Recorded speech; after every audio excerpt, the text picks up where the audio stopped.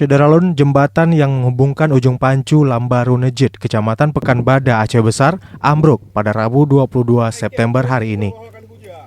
Kondisi jembatan tidak bisa dilintasi kendaraan roda 4, sedangkan sepeda motor melintas harus hati-hati.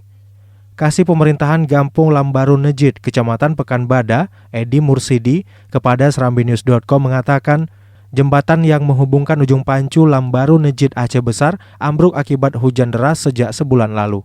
Jembatan ambruk dan lumpuh total khususnya untuk mobil, dan untuk melintas menuju Ujung Pancu jika menggunakan mobil harus berputar arah dari lokasi lain di Gampung Nejit.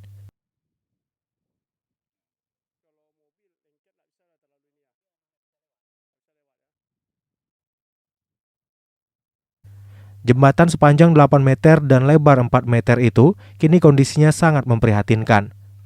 Dikatakan Mursidi, jembatan itu menjadi urat nadi perekonomian masyarakat di tengah pandemi COVID-19. Ini rusak. Udah lebih sebulan. Udah lebih sebulan? Iya. Ini dari desa mana nih? Ini masuk ke Desa Lambaru Nejit, ke Desa Lampagu, Ujung Pancu. Sebelah sana? Desa Lampagu, Ujung Pancu. Ini dibangun pas rehab rekon pasca tsunami. Oh, ini rusaknya baru sebulan?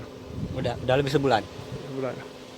Jadi masyarakat kalau melintas mobil nggak bisa lewat nih? Kalau mobil nggak bisa, tapi ada jalan alternatif lewat Kampung Lambaru Nejit. Ada jalan alternatif lain ya? Ini biasa masyarakat lintas ini ngapain? Ambil hasil bumi atau apa? Ke laut. Oh, melaut? Ada wisatanya di Ujung Pancu. Ada wisata laut di sana ya? Iya. Harapannya kepada pemerintah gimana nih untuk jembatan ini? Harapan kami kepada pemerintah agar jembatan ini segera dibangun, karena ini sangat membantu masyarakat dalam mobilitas antar desa. Masyarakat berharap Pemkab Aceh Besar segera membangun jembatan itu secara permanen.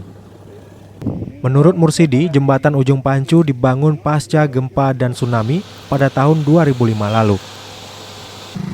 Dari Aceh Besar, Asnawi Lui, Serambi On TV.